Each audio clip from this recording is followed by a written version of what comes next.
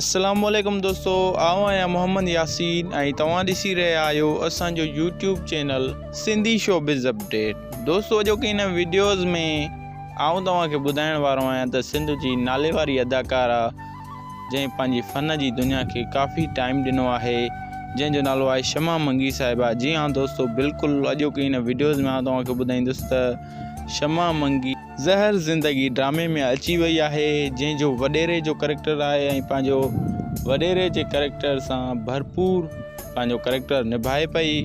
ऐं हुन जो जेको करेक्टर आहे उहो आहे सैयद निसार शाह सां गॾु। सैयद निसार शाह जो जेको करेक्टर आहे उहो वॾेरे जो करेक्टर आहे ऐं साईं जो जेको नालो आहे हिन ड्रामे में उहो नालो आहे गफ़ार ख़ान। तमामु बहितरीनु ॿिन्ही जा करेक्टर्स आहिनि। शमा मंगी सिंध जी हिकु बहितरीनु ऐं सुठी नाले वारी अदाकारा ऐं जीअं त हूअ सिंध टीवी जे ड्रामे में अची वई आहे।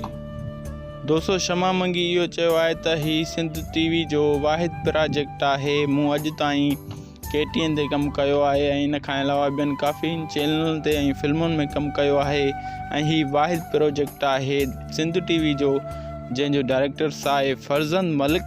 ऐं हिन ड्रामे में मूंखे तमामु घणी दिलचस्पी अचे पई पंहिंजो कमु करण सां ड्रामे में। ऐं हिन ड्रामे में तमामु बहितरीनु मुंहिंजो करेक्टर्स रखियो वियो आहे ऐं हिन पंहिंजे करेक्टर्स खे आउं भरपूर नमूने सां निभाईंदसि त जीअं अवां व्यूअर्स खे मुंहिंजो हीउ करेक्टर्स पसंदि अचे।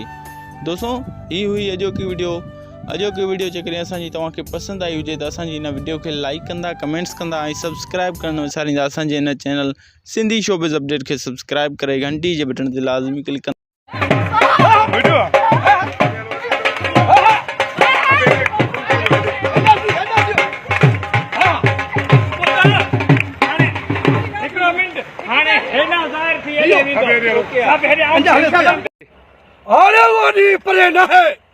जॾहिं दुश्मन जे निरी हफ़्ते लत रखी चवंदुमि मौत जो ॿियो नालो मजू आहे।